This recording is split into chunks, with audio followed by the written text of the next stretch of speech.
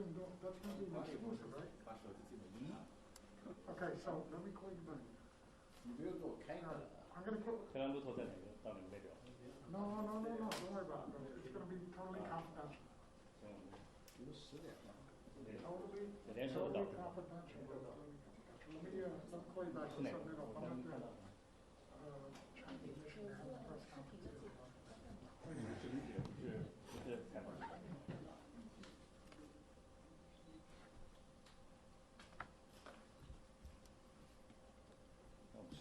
Okay. Yeah, okay, we'll start. Good morning, ladies and gentlemen, dear friends from the media. Welcome to the press conference of the Chinese Consul General in New York on the novel coronavirus epidemic. Today, over 20 major medias from the United States and China presented here. Welcome you all. According to Ambassador Wang Ping, the Consul General's schedule today, the press conference will last about 1 hour. I've lost the voice. Yeah, but you can still hear me. The first, Ambassador Wang will briefly introduce the situation of the epidemic and measures taken by the Chinese side and also together with the international community. And then followed by the Q&A session. And also please be noted today's press conference will focus on the epidemic, the virus, mainly. Okay, so now let's welcome Ambassador Wang to speak. Yeah, first of all, good morning, everyone. It's so nice to have you here. And as you all know, Chinese people are now fighting a very serious battle against pneumonia caused by this novel coronavirus. I will, first of all, I want to brief you with some data, facts, together with the measures the Chinese government has taken, and a little bit about, the situations in my consular district, and also what we have been doing as a consul general here. I got, two titles. One, of course, is the consul general in New York. That's my formal title. But since I served as an ambassador before, in Zimbabwe, actually, before coming here, so people will also call me ambassador. But I would like to use the title consul general here today, because I care more about the situations in the consular district. Consul general is unlike the ambassador. Ambassador talk about things in the whole country. Consul general focus on the consular district here in my 10 states. So as of 24 hours on February the 3rd, the National Health Commission had received 20,433 reports. Is there anything wrong there? It's okay. They received 20,433 reports of confirmed cases and 425 deaths in 31 provincial level regions on the Chinese mainland.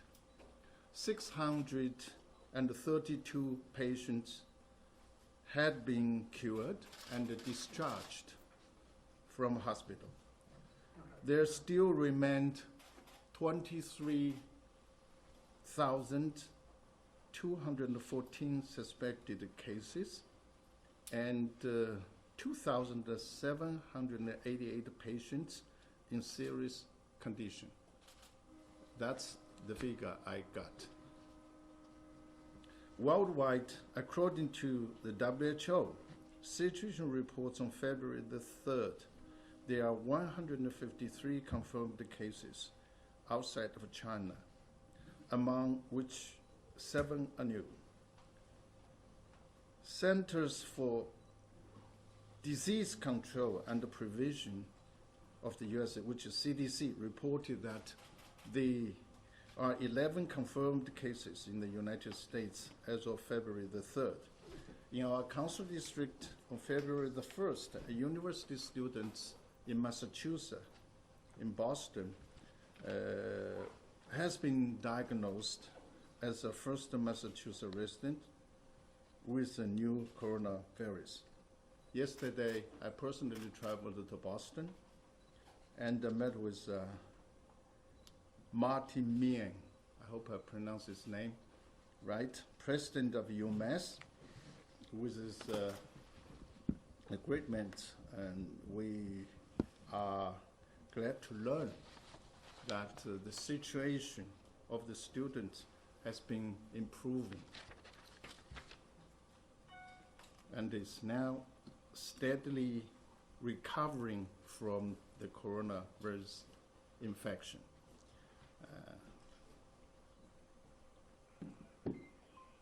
Our council has been in close communication with the local governments in the council district.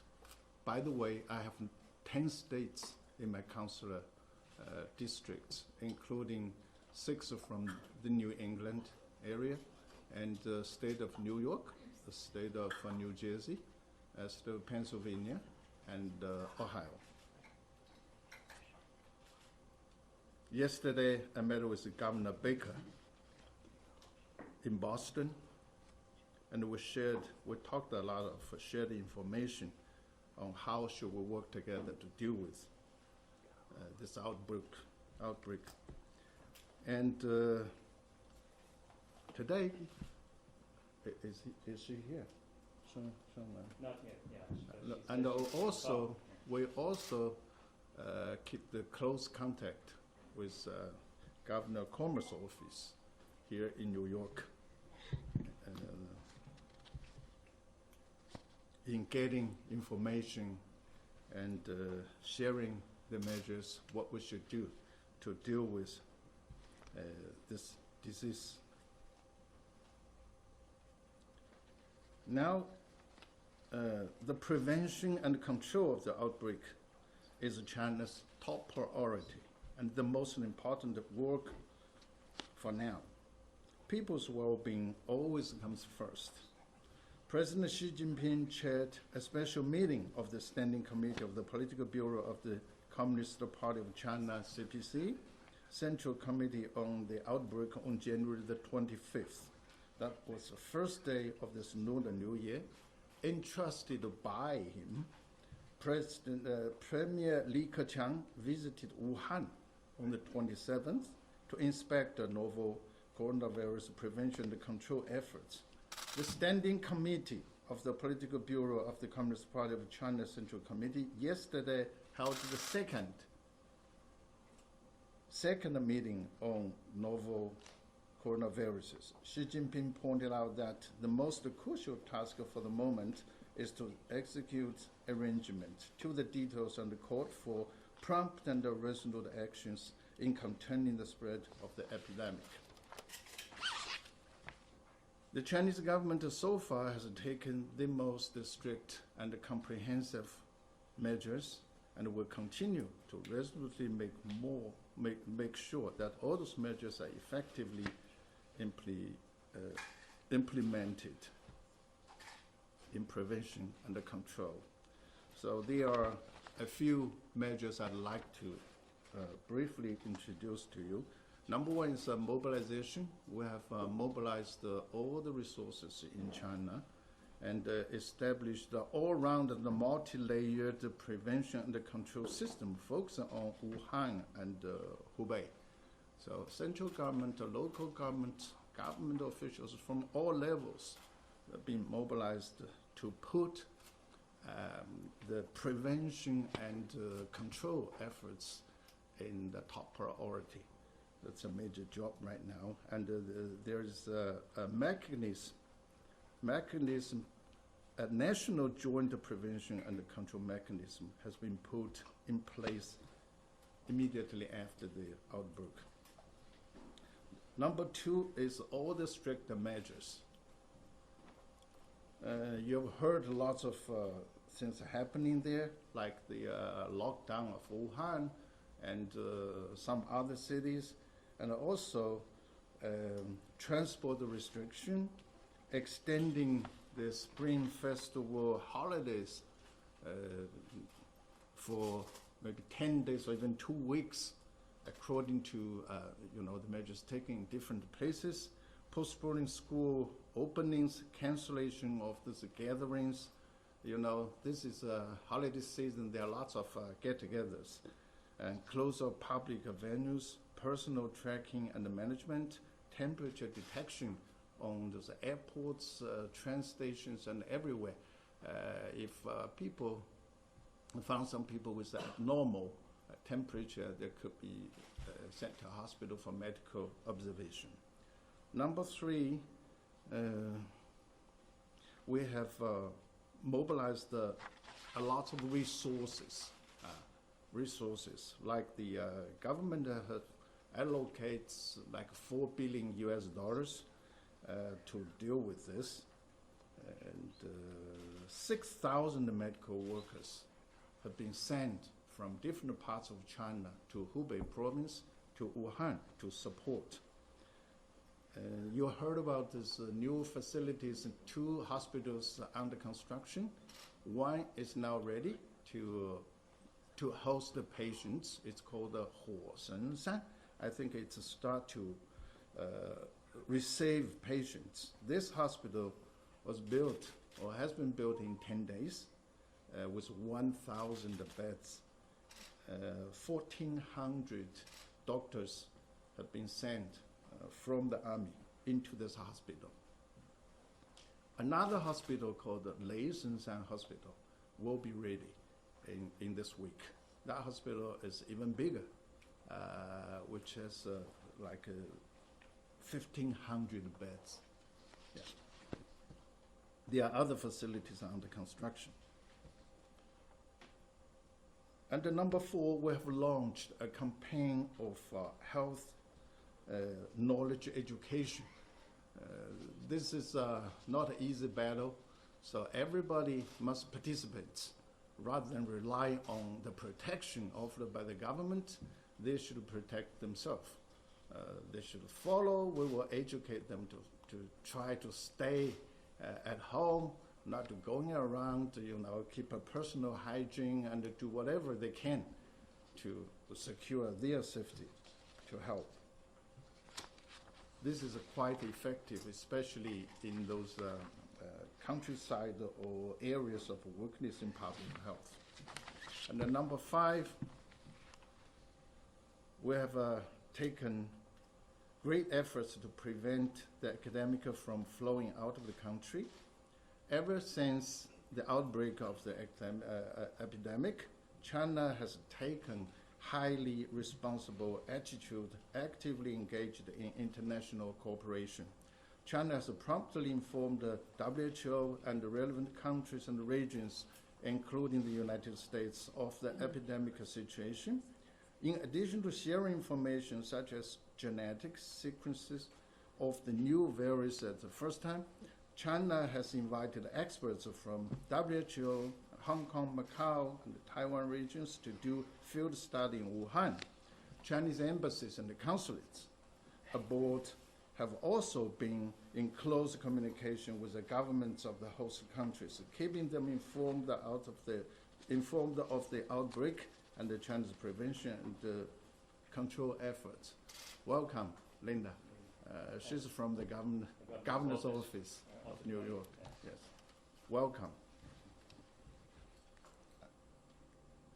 So the above-mentioned measures are showing positive effects, like the mortality rate is now, we know, it's around 2.1%, which is much lower than other diseases like SARS, like Ebola, like all those. And also, numbers of recovered cases is increasing, is also rising, and it has surpassed the death. Those were the good signs. And we are also doing intensive research in finding the drugs to deal with this, and also the vaccine, and certain progress have been achieved. There are many others. In my consulate general, we pay close attention to the epidemic situation, and we issue relevant reminders in a timely manner through our website, WeChat public account, and our Instagram account. Now see, we got an Instagram account here. You can become our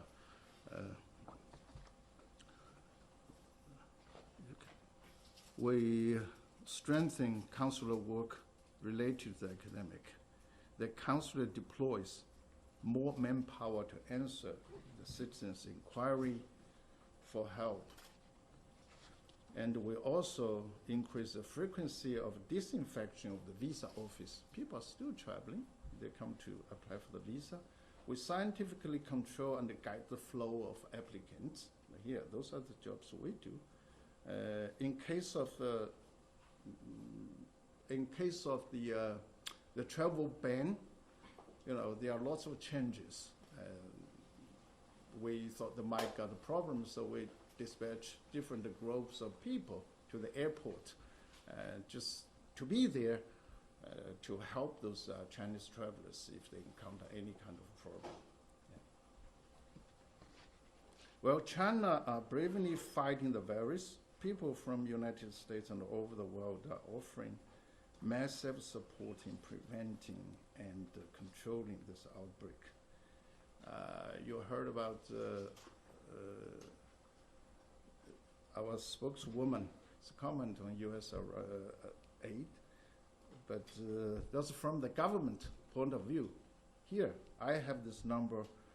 Large multinationals such as Microsoft, Dell, Boeing, L'Oreal, and many others, they have donated, from those companies, $1.4 million in cash and items to Chinese Red Cross and the Hubei province. Johnson & Johnson has initiated vaccine development and will provide antiviral medicines to China for investigational use.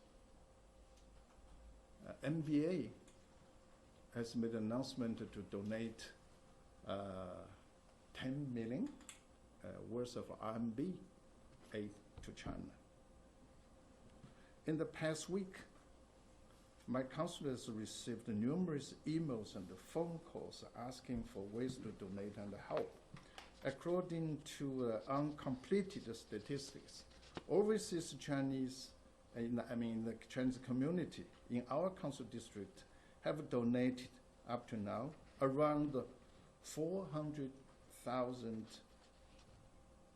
US dollars worth of goods, and around 2 million masks, 27,000 protective suits, and other medical supplies to China. China Central Chamber of Commerce, as well as companies like Amaranth, Frontage Laboratories in Philadelphia, have also donated cash and items to Chinese hospitals and charity organizations. The logistic people have also offered tremendous help in the delivery of those relevant items. Now here I want to mention a doctor from Columbia University, Dr. Lipkin, who has been known as a virus hunter. Here he went to China at the invitation of the Chinese university, Sun University, and this is his second time to go to China to help. He went to China when SARS broke out many years ago and offered tremendous help. He's now still in Beijing, and let me take this opportunity to express my sincere gratitude and appreciation to American people and the people of so many countries in the world for their valuable support to China. We also want to see the early arrival of the help from American government. Epidemic prevention is a challenge for all human beings. The fight against the coronavirus outbreak shows again that we live in the shared community where all of us are interlinked and interdependent. I believe that in the face of catastrophe, people around the world should put aside the differences and unite together. Humanity will eventually overwhelm calamity. As U.S. former President Franklin Roosevelt said, the only thing we have to fear is fear itself. Nameless, unreasoning, unjustified terror which paralyzes needed efforts to convert retreat into advance. Thank you. That's my briefing. Now I'm ready to take a few questions. Thank you, Last Pons. So we have about half an hour for the Q&A session. So 20 minutes for questions. Rogers, Deco. Thank you, one more Council General Huang, as you guided us. Hi, it's Echo from Reuters. I have a couple questions.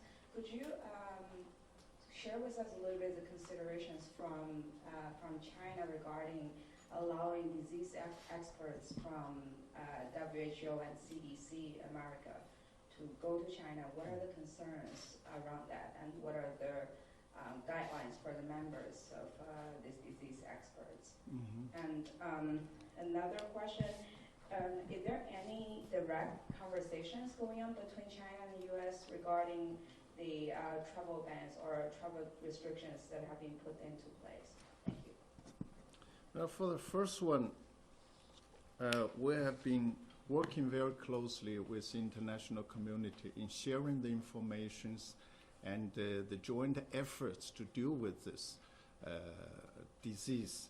As you know, this disease has no boundaries, and we need to work together to deal with this. So we are looking forward. We have invited the experts from WHO and many other countries, regions, to come to China to actually to the field, to do the field study, trying to find out, the ways how should we cope with that more effectively. And U.S. government has expressed the willingness to join, to send experts to join the WHO. So we are looking forward for their arrival. We are very thankful for this. And for the second one, I think we need to follow the guidance of the WHO. Everybody knows the comments or advice from the WHO's Director General. He went to China himself. He had meetings with our leaders. He went to study, and his conclusion was that China has done tremendously to cope with this disease. He is quite confident. He has fully confidence that China is going to win this battle. He spoke highly about all the efforts China has put into the prevention and the control. And in the meantime, he says this is a time for the international community to join hands to work together. He does not recommend the travel ban or trade ban in any sense. So I think that's a very good guidance we should follow. Thank you. Okay, second question, Serena from Fox News and Fox Business. Thank you for doing this presser for us. I'm Serena from Fox Business. Larry Kudlow just told Fox Business this morning that it's true that exports in phase one deal would take longer because of the coronavirus. So my question is, will the coronavirus affect China's ability to purchase American farm goods or any other parts of the trade agreements?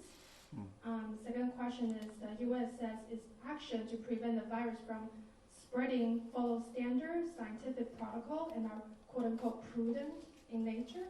Do you continue to suggest the U.S. government is creating panic? Thank you. Okay, for the first one, I really don't know. I hope the phase one deal, which we tried very hard to get there, will not be affected. So let's wait and see how quickly this could be over for this disease. And for your second question, can you repeat that again? Saying.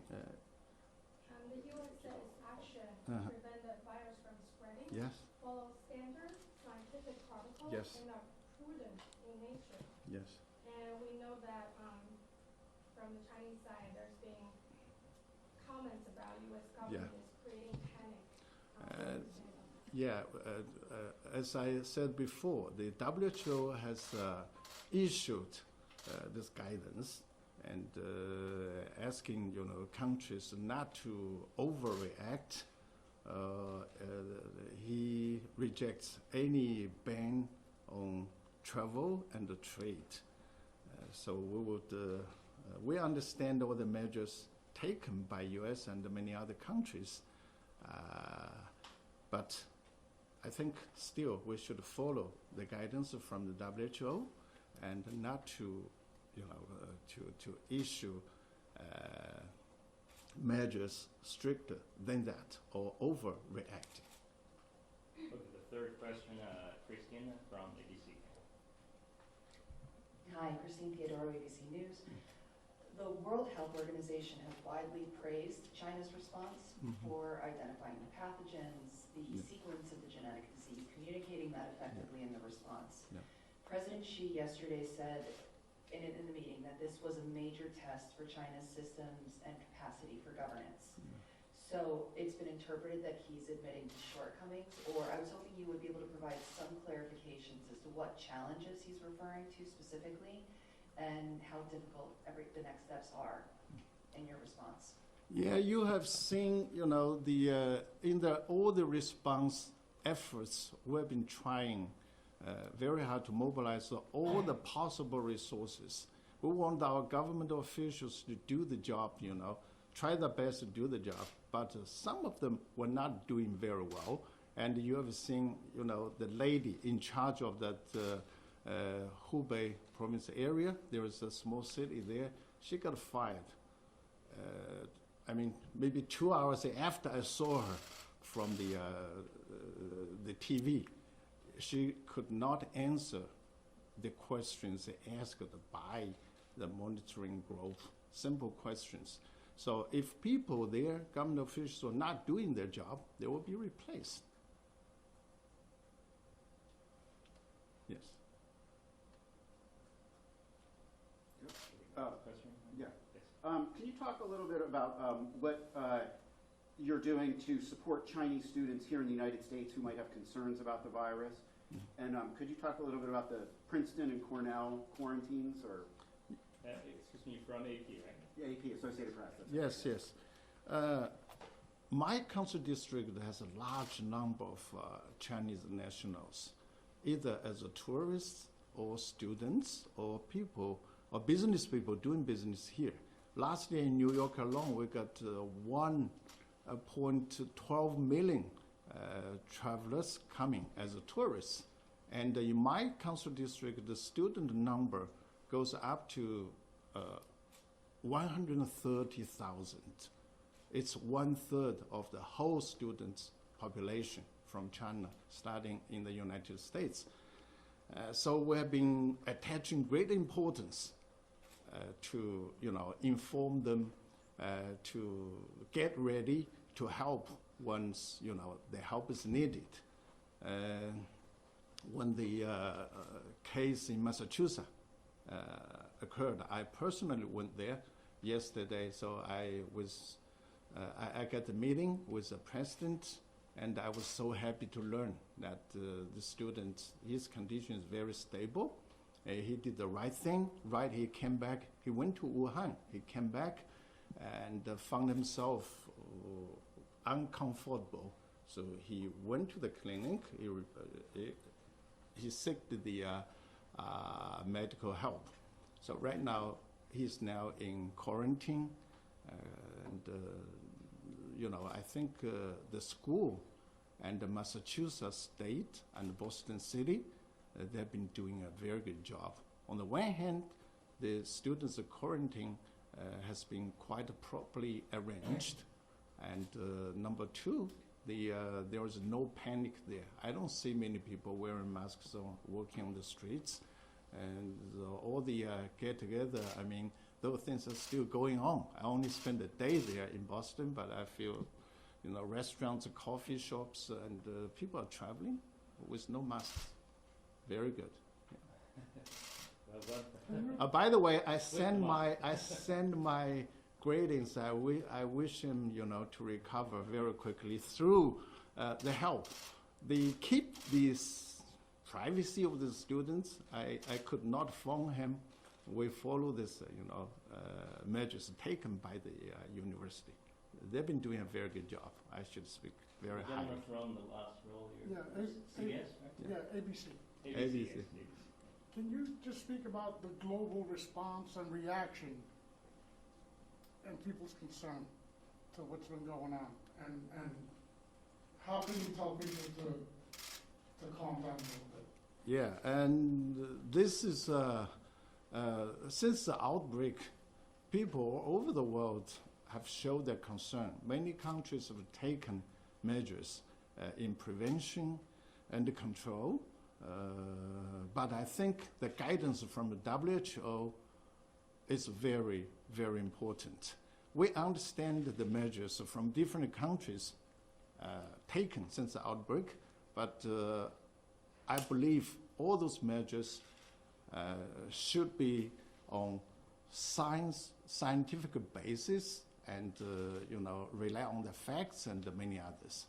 So we will do whatever we can and to control this disease from spreading. Actually, China's been doing everything we can to prevent this. Right now, very few cases. I should say another way, most of the cases happen in China.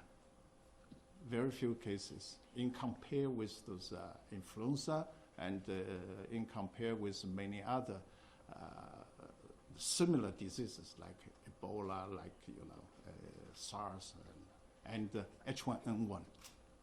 Do you see the numbers getting higher in the deaths? Actually, yeah, the numbers are still going up. It's not the peak yet from the numbers I got. But you see, on the other hand, people got killed. This number is also, or discharged from the hospitals, numbers also going higher. You see the influenza here is a lot more actually dangerous. Starting from October the 1st, I also read from the media, from October the 1st last year up to now, 19 million people get affected. Lots of people went to hospital, and more than 10,000 people died already. That's a lot more scary. Rick from New York Times. Yes. Thank you, Ambassador, Consul General. Yeah, thank you. For the briefing. I had a follow-up question to something that was asked earlier by one of our colleagues. You said that there are 130,000 students within the 10 states that are under your in your area, and that I just wanted to make sure I understood this correctly. That you said that you attached great importance to their well-being. Yeah, well-being, safety. And to get ready to help when help is needed. You mean for the consulate stands ready to help when help is needed, or that you ask them to help? Oh, both ways. Both ways. This is something we have to do altogether. Now, first of all, we follow very intensively all the information we can get from CDC, from the immigration, because those regulations are changing very quickly. So we will make the maximum use of our channel. Like we have the WeChat, we have a website, we have this Instagram here. We will publish all those informations And in the meantime, we will issue reminder, say, okay, please note that this regulation has been changed, so get ready. If you are traveling, for example, recently, you need to follow the immigration regulations, which has been changed. And for those who are still here, studying there, and we recommend them to, to rethink, maybe reschedule those activities during the spring festival time. Lots of people are getting together, having good time, parties and all those. So we say, can you, you decide whether you want to delay that or to avoid those mass getting together. So those were the jobs we do. And for the student who got affected there, I personally went there to see the president of the UMass, express our concern and care, and also I met the governor, I met the representative of Boston mayor, and to see, how we can work together. Lots of things we have been doing. Yes? I'm sorry. Ida from NBC. Hi there. You finished? You mentioned that in Massachusetts, people are not wearing masks and they're not panicking, which you said was a good thing. Here in New York, if you go to Flushing or you go to Chinatown, you'll see lots of people wearing masks. Yes. What would you say to these people who are very afraid? I think we need to deal with this on a scientific basis. I think the CDC, the instruction is very important. I think, the information we can get from New York City or New York State is very, very important. I can't say you should not wear mask or something. That's your freedom, right? You can wear the mask, but I think, you should follow those instructions from the professional organization.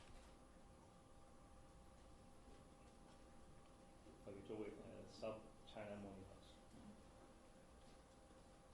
Thank you. I have two questions. Yes. First, China has allowed the U.S. to send a group of experts to China. Yeah. Can you tell us more details about how they're going to work together? Will the U.S. experts get directly involved? Will they be able to view and define data of human-to-human transmission? Or will they be allowed to go to Hubei and collect the samples? Second question is, China has reiterated that it will be transparent, but China has shared only the virus genetic sequence. So can you tell us any details about what you mean by being transparent and to what extent? Thanks. Okay, for the first one, as I said, we welcome American experts to go to China, join the WHO, to go to China and work with Chinese scientists. I don't know the details, how they would work. They're not there yet. I think this will be arranged properly as the international team working together to deal with this. This should be no problem. And for the second, since the outbreak, China has been releasing information in a timely, transparent, and responsible way. I don't know when you say we only issue the genetic sequence. I think we've issued a lot more than just that. We are releasing the information collected daily to update all the informations there. And we will continue to do that, for sure. Brendan from Wilson Beer.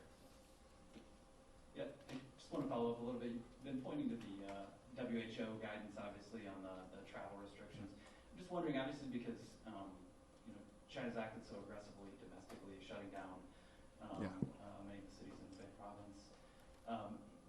Does that make it more difficult to make this case to other countries that travel restrictions aren't necessary because China's acting so aggressively internally?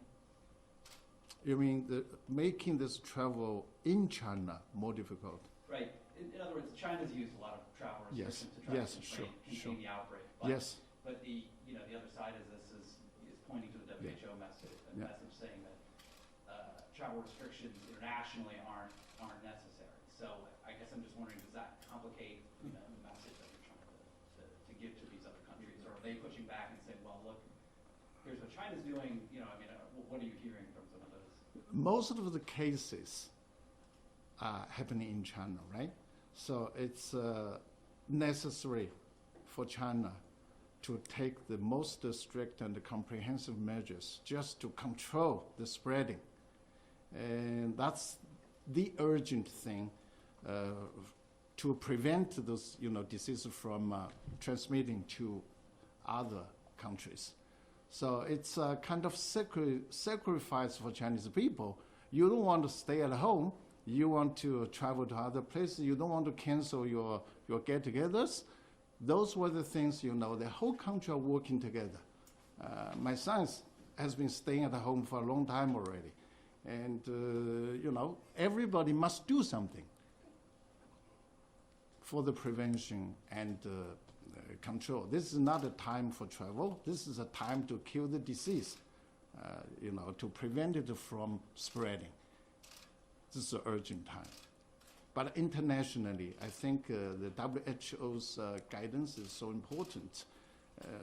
We want to prevent this disease from spreading, but in the meantime, I think we need to adopt a scientific way to deal with it. Be reasonable, be calm, and not cause any panic or disturbance for the international or people-to-people exchange internationally. Great. Sorry, I had one follow-up question, General. Of the 130,000 students that that are under in your area, have you attempted to find out how many come from Hubei or from Wuhan, and how recently they had been there?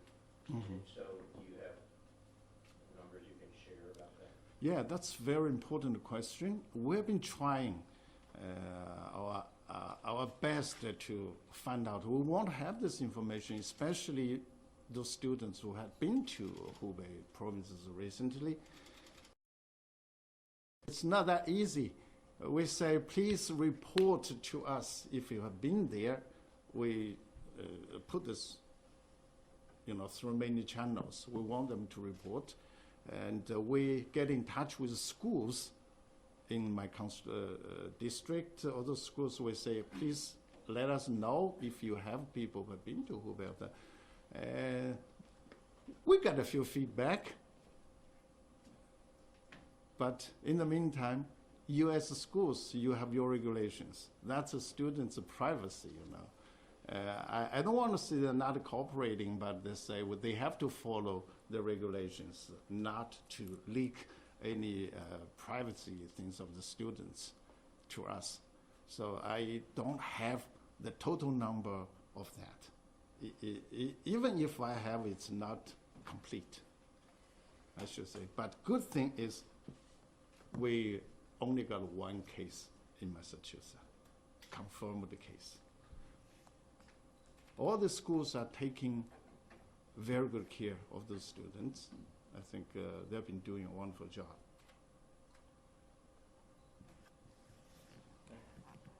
Just a follow-up question on the travel restrictions. Is there any direct conversation between U.S. and China on that, or are they discussing through a third party? We believe, maybe the U.S. reaction is a little, over, especially the evacuation of the diplomats from, Wuhan.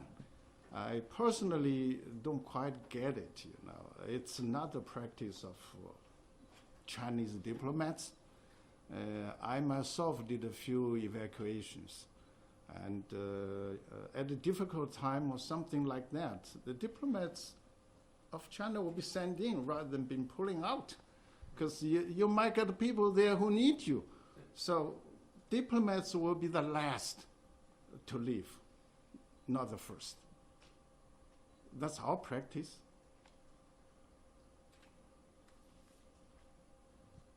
I don't know, since I'm a consul general here, I just really don't know, what is happening in those high-level conversations about that. But I believe, you can maybe get the information from the spokeswoman or spokesman of the foreign ministry. Okay. Besides the international media, we also have some local media from the Chinese community here. So it's from Because yesterday there's a case happening in Chinatown. Asian American women who wearing a mask was beaten by a guy. So there's a concern spreading in Chinese community that maybe there's a hate crime targeting Chinese people who are wearing masks. Do you have any comments or any suggestions? Yeah, I really don't want to see this. I expressed my concern to either the governor of Massachusetts, who had a meeting, or the president of UMass. I say, the virus is the enemy, not the Chinese. So I hope that case should not affect the normal life and the study of all the Chinese in Boston, in Massachusetts, and in campus. I heard about the story you just mentioned, but I'd like to quote, Dr. Tedros, who is a Director General of WHO. He said, "This is a time for facts, not fear. This is the time for science, not rumors. And this is a time for solidarity, not stigma." So I want to, all the public to get this message. We should unite together internationally to deal with this fatal disease, rather than, going on this trade or racial issues. This should be prevented. Are there any questions? Yes, please. Yeah, sure. Hi, from People's Daily. Yeah, thank you, Consul. Well, what measures are we taking to advocate or educate our overseas Chinese, including tourists and young students, to strengthen their confidence or just reduce their panic on this, academic intervention? Yes, we've been doing all we can, to publish all those informations we gained about China's efforts in prevention and control, about the progress we've achieved, about the WHO's guidance, and many others. In the meantime, I think we have this problem now, but there is no need to be panic. On the other side, we also release or publish all those informations about the measures taken by other countries on restriction on their travel, or the possibility of the challenges they might encounter.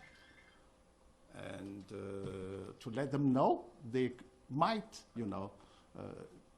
encounter those challenges, so be prepared to deal with that. We've been doing all those things we can. Yeah. Yes? Hello, I'm with China Daily. My question that I noticed that some media reports that some foreigners express their racial prejudice towards some Chinese or even Asian. So what's your attitude towards that?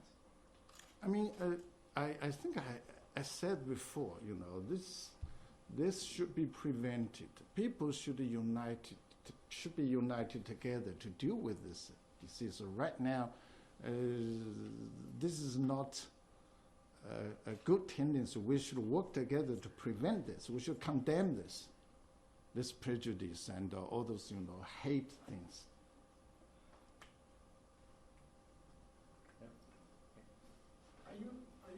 provide a number for somebody to call? Yes. Not, not people from the United States, because we already You are know. wearing a mask. But people from people from China Uh-huh. that are here that may not communicate well and Yes, are yes. feeling bad. Can you provide something in, in Chinese so that they know where to call? Yes, I got this hot number. Find that one for me. We got a number, 24 hours calling number, not specially for this, but it runs every year. Every day, 24 hours, all year around, for emergency call for assistance. And to prevent this from, we have added another one, the number. You want the number here? Yeah, if you could just say it, so. Okay, let me get the number. I will read that to you. I can't remember, I'm sorry. That's fine. Okay. It's 212-695-3125.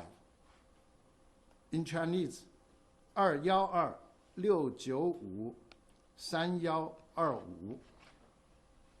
We have increased the manpower to make sure all the calls will be received and handled properly. And if you cannot get through, we got another one for the global emergency call in China. It's 12308.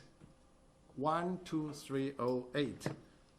12308热线.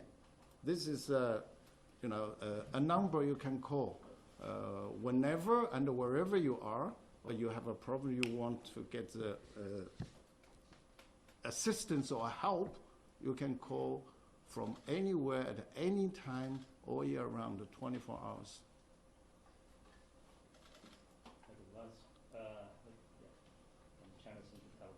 Yeah, Council General Huang, I'm from the China Media Group. Yeah. First, a follow-up question. Say, you mentioned the Consulate General has made a lot of efforts to brief people with the latest information on the virus. Mm-hmm. Do you have any contingency plan actually to cover the Chinese who are traveling, studying, or doing business here in your council district? Yeah. If there's any they are infected with the disease, or there's any hate crime against them? This is the first question. And the second question is, you just mentioned that Professor Lipkin from the Columbia University has traveled to China to help combat the disease. So we know there are a lot of other professional organizations and universities here in your council district. So is the Consulate General in contact with other experts for them to support China, help China through all possible channels, or are you making arrangements for more experts to go to China? Thank you. Yes, we've been trying to, to get all the necessary help from international community. And Dr. Lipkin went to China at the invitation of the Sun Yat-sen University in Guangzhou. He actually went there. We're very, very grateful. I don't know whether he's coming back today or not. He himself is subject to the quarantine upon, coming back. And I also met two professors from Harvard University and seeking for advice. I will try to get more, help from all the channels. So if you get any resources, I'd like to be informed so we can get in touch.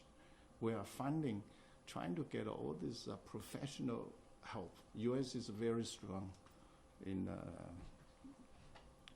controlling this. Your system is very strong. You've got wonderful experts.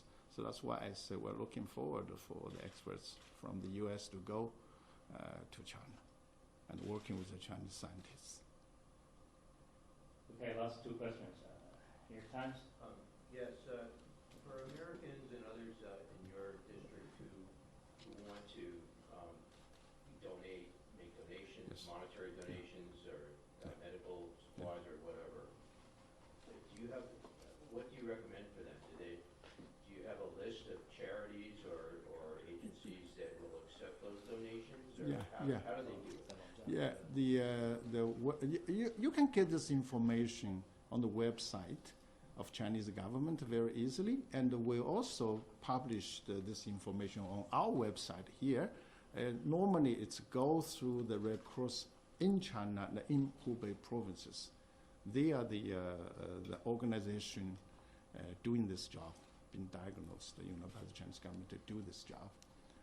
And the consulate here, we will do our best, try our best to facilitate the contact and the shipping of all those things to China. Last question, Echo from Reuters.